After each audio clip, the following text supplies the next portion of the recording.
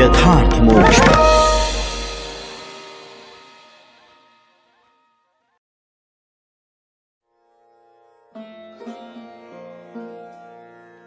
नवां अध्याय। ब्रह्मा जी द्वारा भगवान की स्तुति। ब्रह्मा जी ने कहा, प्रभु, आज बहुत समय के बाद मैं आपको जान सका हूं।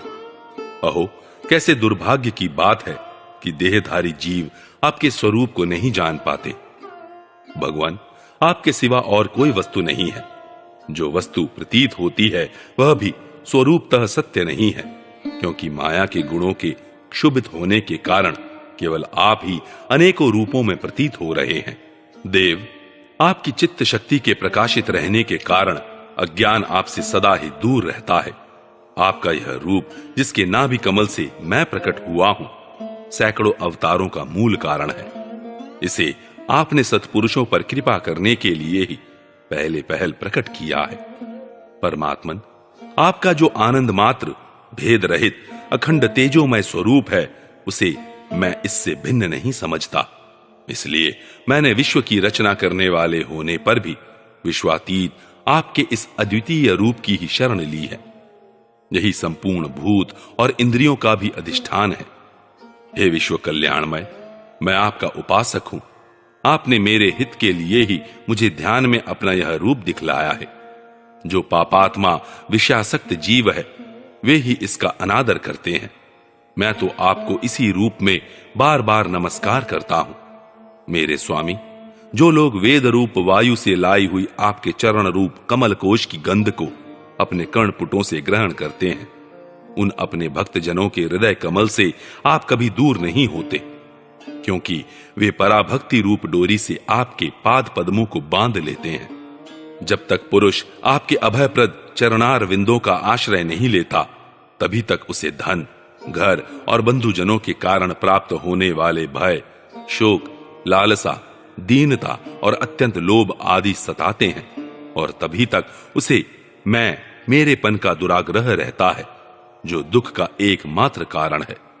जो लोग सब प्रकार के अमंगलों को नष्ट करने वाले आपके श्रवण कीर्तनादि प्रसंगों से इंद्रियों को हटाकर लेश मात्र विषय सुख के लिए दीन और मन ही मन लालायित होकर निरंतर दुष्कर्मों में लगे रहते हैं, उन बेचारों की बुद्धि दैव ने हर ली है। अच्युत, उरुक्रम, इस प्रजा को भूख, प्यास, वात, पित्त, कफ, सर्दी, गर्मी, हवा और वर्षा से, परस्पर एक दूसरे से तथा कामाग्नि और दुस्सह क्रोध से बार बार कष्ट उठाते देखकर मेरा मन बड़ा खिन्न होता है। स्वामिन, जब तक मनुष्य इंद्रिय और विषय रूपी माया के प्रभाव से आपसे अपने को भिन्न देखता है, तब तक उसके लिए इस संसार चक्र की निवृत्ति नहीं होती। यद्यपि यह मिथ्या है, तथापि कर्म फल भोग का क्षेत्र होने के कारण उसे नाना प्रकार के दुखों में डालता रहता है। देव, औरों की तो बात ही क्या, जो साक्षात मुनि हैं, वे भी यदि आपके कथा प्रसंग से विमुख रहते हैं तो उन्हें संसार में फंसना पड़ता है। वे दिन में अनेक प्रकार के व्यापारों के कारण विक्षिप्त चित्त रहते हैं, रात्रि में निद्रा में अचेत पड़े रहते हैं। उस समय भी तरह तरह के मनोरथों के कारण क्षण क्षण में उनकी नींद टूटती रहती है, तथा दैववश उनकी अर्थ सिद्धि के सब उद्योग भी विफल होते रहते हैं। नाथ, आपका मार्ग केवल गुण श्रवण से ही जाना जाता है। आप निश्चय ही मनुष्यों के भक्ति योग के द्वारा परिशुद्ध हुए हृदय कमल में निवास करते हैं। पुण्य श्लोक प्रभु, आपके भक्तजन जिस जिस भावना से आपका चिंतन करते हैं, उन साधु पुरुषों पर अनुग्रह करने के लिए आप वही वही रूप धारण कर लेते हैं। भगवान, आप एक हैं तथा संपूर्ण प्राणियों के अंतःकरणों में स्थित उनके परम हितकारी अंतरात्मा हैं।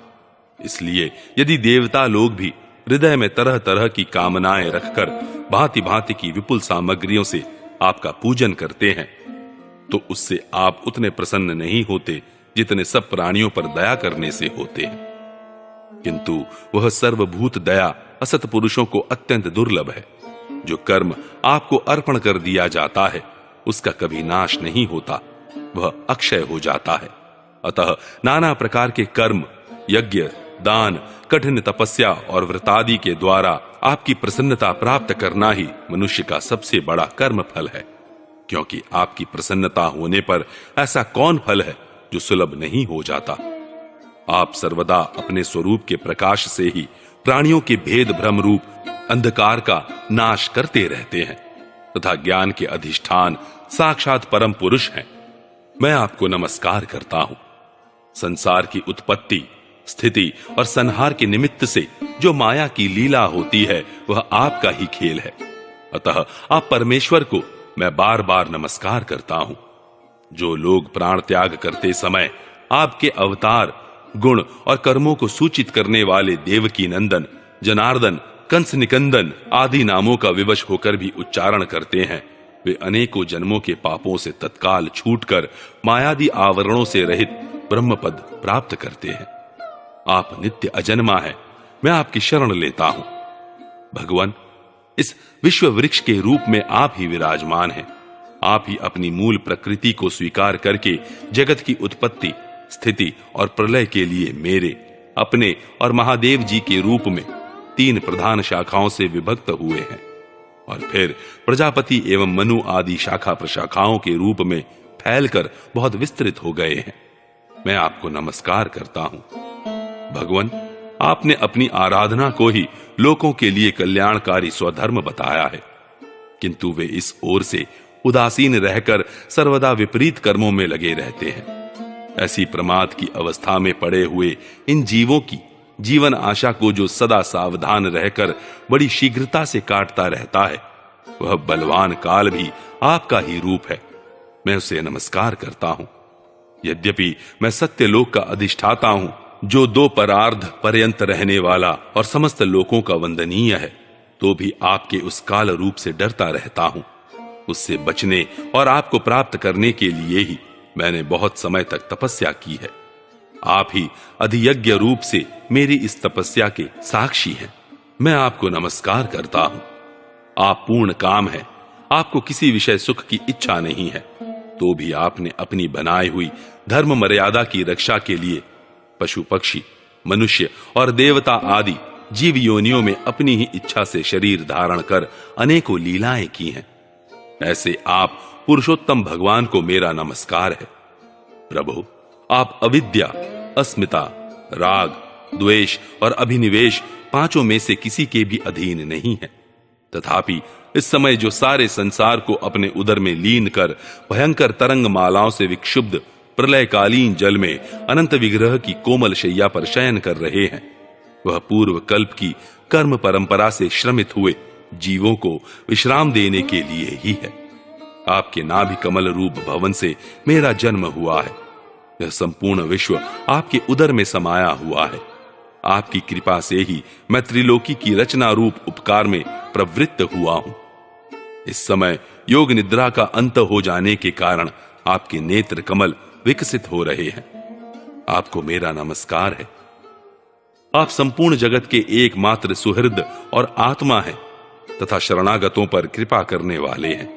अतः अपने जिस ज्ञान और ऐश्वर्य से आप विश्व को आनंदित करते हैं, उसी से मेरी बुद्धि को भी युक्त करें, जिससे मैं पूर्व कल्प के समान इस समय भी जगत की रचना कर सकूं। आप भक्त वांछा कल्प तरु हैं। अपनी शक्ति लक्ष्मी जी के सहित अनेकों गुणावतार लेकर आप जो जो अद्भुत कर्म करेंगे, मेरा यह जगत की रचना करने का उद्यम भी उन्हीं में से एक है। अतः इसे रचते समय आप मेरे चित्त को प्रेरित करें, शक्ति प्रदान करें, जिससे मैं सृष्टि रचना विषयक अभिमान रूप मल से दूर रह सकूं। प्रभु, इस प्रलयकालीन जल में शयन करते हुए आप अनंत शक्ति परम पुरुष के नाभि कमल से मेरा प्रादुर्भाव हुआ है और मैं हूं भी आपकी ही विज्ञान शक्ति। अतः इस जगत के विचित्र रूप का विस्तार करते समय आपकी कृपा से मेरी वेद रूप वाणी का उच्चारण लुप्त न हो। आप अपार करुणामय पुराण पुरुष हैं। आप परम प्रेममय मुस्कान के सहित अपने नेत्र कमल खोलिए और शेष शैया से उठकर विश्व के उद्भव के लिए अपनी सुमधुर वाणी से मेरा विषाद दूर कीजिए। श्री मैत्रेय जी कहते हैं, विदुर जी, इस प्रकार तप, विद्या और समाधि के द्वारा अपने उत्पत्ति स्थान श्री भगवान को देखकर तथा अपने मन और वाणी की शक्ति के अनुसार उनकी स्तुति कर ब्रह्मा जी थके से होकर मौन हो गए। श्री मधुसूदन भगवान ने देखा कि ब्रह्मा जी इस प्रलय जल राशि से बहुत घबराए हुए हैं तथा लोक रचना के विषय में कोई निश्चित विचार न होने के कारण उनका चित्त बहुत खिन्न है। तब उनके अभिप्राय को जानकर वे अपनी गंभीर वाणी से उनका खेद शांत करते हुए कहने लगे। श्री भगवान ने कहा, वेदगर्भ, तुम विषाद के वशीभूत हो आलस्य न करो, सृष्टि रचना के उद्यम में तत्पर हो जाओ। तुम मुझसे जो कुछ चाहते हो उसे तो मैं पहले ही कर चुका हूं। तुम एक बार फिर तप करो और भागवत ज्ञान का अनुष्ठान करो। उनके द्वारा तुम सब लोगों को स्पष्टतया अपने अंतःकरण में देखोगे। फिर भक्ति युक्त और समाहित चित्त होकर तुम संपूर्ण लोक और अपने में मुझको व्याप्त देखोगे तथा मुझ में संपूर्ण लोक और अपने आप को देखोगे। जिस समय जीव काष्ठ में व्याप्त अग्नि के समान समस्त भूतों में मुझे ही स्थित देखता है, उसी समय वह अपने अज्ञान रूप मल से मुक्त हो जाता है। वह अपने को भूत, इंद्रिय, गुण और अंतःकरण से रहित तथा स्वरूपतः मुझसे अभिन्न देखता है, तब मोक्ष पद प्राप्त कर लेता है। ब्रह्मा जी, नाना प्रकार के कर्म संस्कारों के अनुसार अनेक प्रकार की जीव सृष्टि को रचने की इच्छा होने पर भी तुम्हारा चित्त मोहित नहीं होता।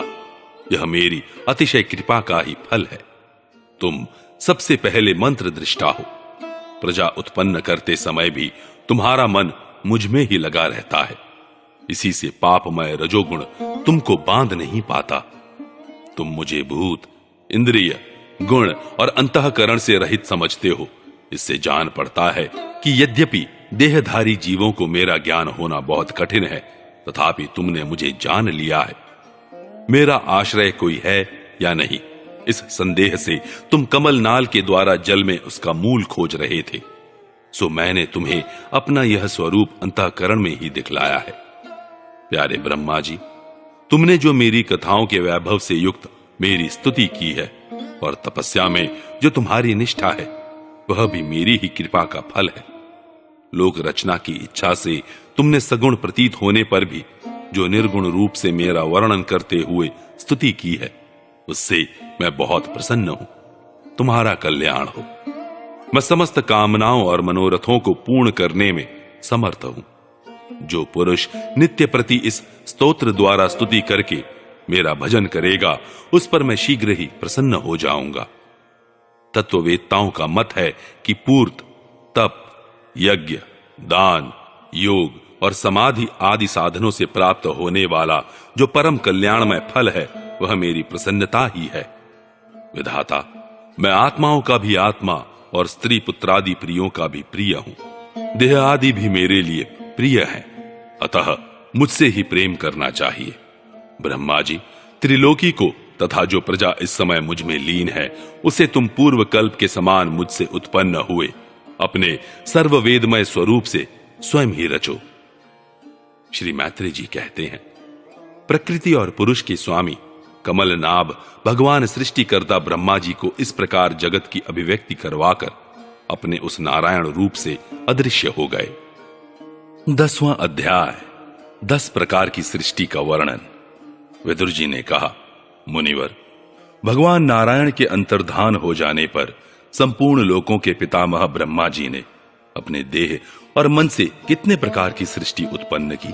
भगवान, इनके सिवा मैंने आपसे और जो जो बातें पूछी हैं, उन सब का भी क्रमशः वर्णन कीजिए और मेरे सब संशयों को दूर कीजिए, क्योंकि आप सभी बहुज्ञों में श्रेष्ठ है। सूत जी कहते हैं, शौनक जी, विदुर जी के इस प्रकार पूछने पर मुनिवर मैत्री जी बड़े प्रसन्न हुए और अपने हृदय में स्थित उन प्रश्नों का इस प्रकार उत्तर देने लगे।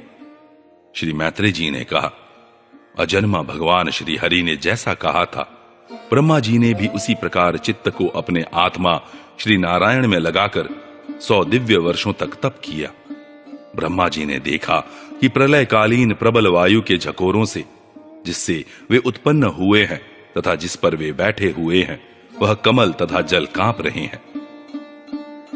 प्रबल तपस्या एवं हृदय में स्थित आत्मज्ञान से उनका विज्ञान बल बढ़ गया और उन्होंने जल के साथ वायु को पी लिया।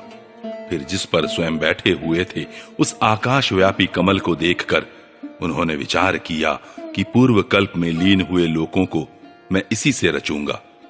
तब भगवान के द्वारा सृष्टि कार्य में नियुक्त ब्रह्मा जी ने उस कमल कोश में प्रवेश किया और उस एक के ही भू, भुव, स्वः ये 3 भाग किए।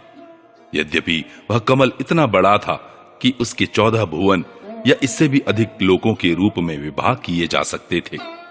जीवों के भोग स्थान के रूप में इन्हीं 3 लोकों का शास्त्रों में वर्णन हुआ है। जो निष्काम कर्म करने वाले हैं उन्हें मह, तपः, जनः और सत्यलोक रूप ब्रह्मलोक की प्राप्ति होती है। विदुर जी ने पूछा, ब्रह्मन, आपने अद्भुत कर्मा विश्वरूप श्री हरि की जिस काल नामक शक्ति की बात कही थी, प्रभु उसका कृपया विस्तार पूर्वक वर्णन कीजिए। श्री मैत्रेय जी ने कहा, विषयों का रूपांतर ही काल का आकार है। स्वयं तो वह निर्विशेष, अनादि और अनंत है। उसी को निमित्त बनाकर भगवान खेल खेल में अपने आप को ही सृष्टि के रूप में प्रकट कर देते हैं। पहले यह सारा विश्व भगवान की माया से लीन होकर ब्रह्म रूप से स्थित था। उसी को अव्यक्त मूर्ति काल के द्वारा भगवान ने पुनः पृथक रूप से प्रकट किया है। यह जगत जैसा अब है वैसा ही पहले था और भविष्य में भी वैसा ही रहेगा। इसकी सृष्टि 9 प्रकार की होती है तथा प्राकृत वैकृत भेद से 1/10वीं सृष्टि और भी है। और इसका प्रलय काल द्रव्य तथा गुणों के द्वारा 3 प्रकार से होता है। पहली सृष्टि महतत्व की है। भगवान की प्रेरणा से सत्वादि गुणों में विषमता होना ही इसका स्वरूप है। दूसरी सृष्टि अहंकार की है, जिससे पृथ्वी आदि पंचभूत एवं ज्ञानेंद्रिय और कर्मेंद्रिय की उत्पत्ति होती है। तीसरी सृष्टि भूत सर्ग है, जिसमें पंच महाभूतों को उत्पन्न करने वाला तन्मात्र वर्ग रहता है। चौथी सृष्टि इंद्रियों की है। यह ज्ञान और क्रिया शक्ति से संपन्न होती है। पांचवी सृष्टि सात्विक अहंकार से उत्पन्न हुए इंद्रियाधिष्ठाता देवताओं की है। मन भी इसी सृष्टि के अंतर्गत है। छठी सृष्टि अविद्या की है। इसमें तामिस्त्र, अंधतामिस्त्र, तम, मोह और महामोह ये 5 गांठें हैं। यह जीवों की बुद्धि का आवरण और विक्षेप करने वाली है। ये 6 प्राकृत सृष्टियां हैं। अब वैकृत सृष्टियों का भी विवरण सुनो। जो भगवान अपना चिंतन करने वालों के समस्त दुखों को हर लेते हैं, यह सारी लीला उन्हीं श्री हरि की है। वे ही ब्रह्मा के रूप में रजोगुण को स्वीकार करके जगत की रचना करते हैं। 6 प्रकार की प्राकृत सृष्टियों के बाद 7वीं प्रधान वैकृत सृष्टि इन 6 प्रकार के स्थावर वृक्षों की होती है। वनस्पति, औषधि, लता, त्वक्सार, विरुद्ध और द्रुम, इनका संचार नीचे से ऊपर की ओर होता है। इनमें प्राय ज्ञान शक्ति प्रकट नहीं रहती। ये भीतर ही भीतर केवल स्पर्श का अनुभव करते हैं तथा इनमें से प्रत्येक में कोई विशेष गुण रहता है। 8वीं सृष्टि तिर्यक योनियों की है। वह 28 प्रकार की मानी जाती है। इन्हें काल का ज्ञान नहीं होता। तमोगुण की अधिकता के कारण ये केवल खाना पीना, मैथुन करना, सोना आदि ही जानते हैं। इन्हें सूंघने मात्र से वस्तुओं का ज्ञान हो जाता है। इनके हृदय में विचार शक्ति या दूरदर्शिता नहीं होती। साधु श्रेष्ठ, इन त्रियकों में गौ, बकरा, भैंसा, कृष्ण मृग, सुअर, नील गाय, रूरू नाम का मृग, भेड़ और ऊंट ये द्विशप पशु कहलाते हैं। गधा, घोड़ा, खच्चर, गौर मृग, शरभ और चमरी ये एक शप है। अब 5 नख वाले पशु पक्षियों के नाम सुनो। कुत्ता, गीदड़, भेड़िया, बाघ, बिलाव, खरगोश, साही, सिंह, बंदर, हाथी, कछुआ, गोह और मगर आदि हैं। कंक, गिद्ध, बटेर, बाज, भास, भल्लूक, मोर, हंस, सारस, चकवा, कौआ और उल्लू आदि उड़ने वाले जीव पक्षी कहलाते हैं। विदुर जी, नवी सृष्टि मनुष्यों की है। यह एक ही प्रकार की है। इसके आहार का प्रवाह ऊपर से नीचे की ओर होता है। मनुष्य रजोगुण प्रधान, कर्म परायण और दुख रूप विषयों में ही सुख मानने वाले होते हैं। स्थावर, पशु पक्षी और मनुष्य, ये तीनों प्रकार की सृष्टियां तथा आगे कहा जाने वाला देवसर्ग वैकृत सृष्टि है, तथा जो महत्वादि रूप वैकारिक देवसर्ग है उसकी गणना पहले प्राकृत सृष्टि में की जा चुकी है। इनके अतिरिक्त सनत कुमार आदि ऋषियों का जो कौमार सर्ग है वह प्राकृत वैकृत दोनों प्रकार का है। देवता, पितर, असुर, गंधर्व, अप्सरा, यक्ष, राक्षस, सिद्धचारण, विद्याधर, भूत, प्रेत, पिशाच और किन्नर, किम पुरुष, अश्वमुख आदि भेद से देव सृष्टि 8 प्रकार की है। विदुर जी, इस प्रकार जगत कर्ता श्री ब्रह्मा जी की रची हुई यह 10 प्रकार की सृष्टि मैंने तुमसे कही। अब आगे मैं वंश और मनवंतरादि का वर्णन करूंगा। इस प्रकार सृष्टि करने वाले सत्य संकल्प भगवान हरि ही ब्रह्मा के रूप से प्रत्येक कल्प के आदि में रजोगुणों से व्याप्त होकर स्वयं ही जगत के रूप में अपनी ही रचना करते हैं।